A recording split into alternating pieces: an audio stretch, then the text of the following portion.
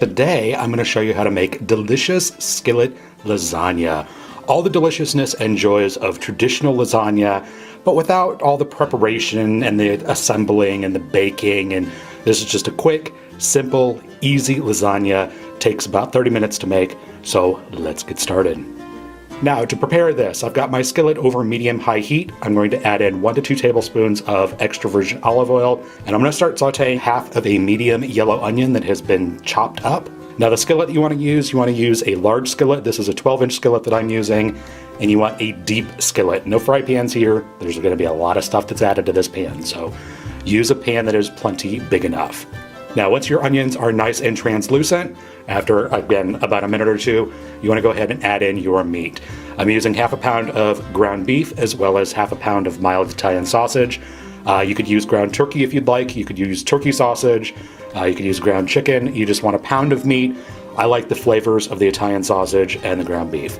And you just want to break this up over medium-high heat and brown this well.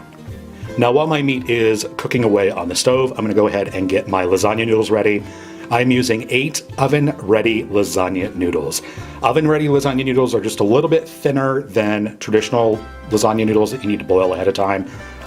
That's why I like using these. But you just want to break them into about 6 pieces or so each. And this will just help with when you're mixing this up and stirring it around in the pan. It can get kind of complicated when you have big long noodles in there. So I'm just going to break them up into, like I said, about 6 pieces or so. Now back to our meat mixture. You can see here there is quite a bit of grease and oil here left over. You want to get all this stuff out of your pan. You don't want that in your finished lasagna.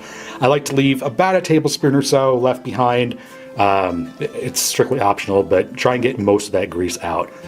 And once you've got that drained, go ahead and stir up your meat mixture. Get a nice even layer across the bottom of your pan. And then you want to add in your broken up lasagna noodles. The reason you want the meat on the bottom is to protect those noodles during the first part of our cooking process. You want to add in a 28-ounce can of crushed tomatoes. Be sure and get all the deliciousness out of the can, and if you have any tomato skins like this can had, go ahead and pull those out. Nobody likes those.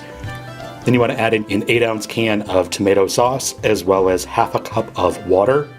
Now, do not stir this mixture at this time. You want that meat on the bottom of your pan to protect those lasagna noodles so that way they don't get stuck to the bottom of your pan during this cooking process. But you want to make sure that all your noodles are completely covered with the tomato mixture or your tomatoes.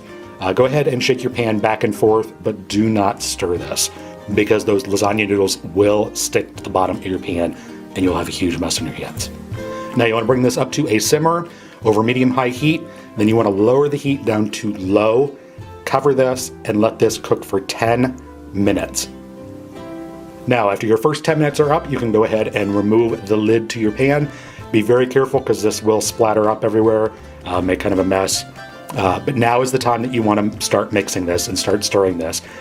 For the spices, keeping it really simple, half a teaspoon of salt, half a teaspoon of sugar, half a teaspoon of garlic powder. I'm going to wait on the oregano because oregano can kind of turn a little bitter if you cook it at a really high temperature. So I'm just going to save myself here and wait till the end. You want to go ahead and stir in those seasonings, push down the noodles back into the sauce, make sure that they're all covered again so they get evenly cooked. Put the lid back on and you want to cook this for an additional 10 minutes. Now the second 10 minutes, you can pick the lid up and stir it every couple minutes, which I advise you to do just to make sure that nothing's stuck.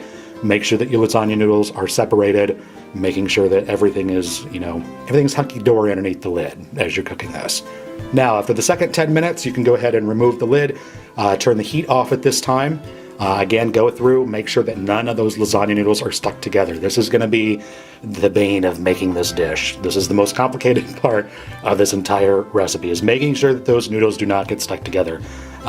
You will find that they want to stick together, but just keep stirring, keep working them apart, everything will be hunky-dory. And at this time, I'm going to take my dried oregano and just kind of crumble that up over the top of my lasagna. And I'm going to take about a cup or so of ricotta cheese, and I'm just going to take spoonfuls and spoon this over the top of my lasagna. I'm not going to stir this in right now. I'm just going to put it on top, kind of press that ricotta down into the lasagna so it can get nice and heated through. You'll notice I didn't add any egg or anything to this. You don't have to. That's the nice thing about skillet lasagna. And I'm just going to go ahead and cover this, and I'm going to let this rest off heat for 5 minutes. After 5 minutes, you can see my ricotta cheese is kind of melted a little bit, and now I'm just going to go through and gently fold the noodles over the ricotta. This is all the mixing I'm going to do with this ricotta cheese. You don't want to blend it in. You still want little pockets of cheesy deliciousness in it, just like regular lasagna would have. And finally, I'm going to take my shredded mozzarella cheese. This is 6 ounces of low moisture mozzarella cheese. I just went ahead and shredded that. You could use pre-shredded if you wanted to. Just sprinkle that evenly over the top of your lasagna. And you can leave this as it is here, put the lid on it, let the cheese melt.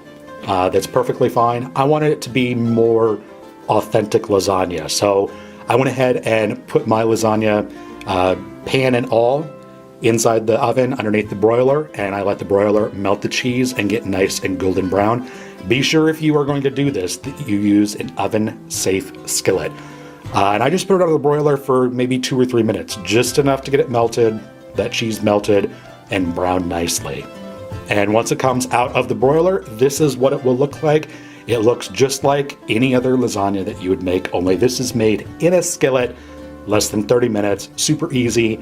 But there you go. Go ahead and serve it up. Enjoy. If you like this video, be sure to give a thumbs up. I would greatly appreciate it. If you don't, give it a thumbs down. Subscribe for more deliciousness and to keep you up to date on all my latest videos. Thank you guys so much for watching, and we will see you next time.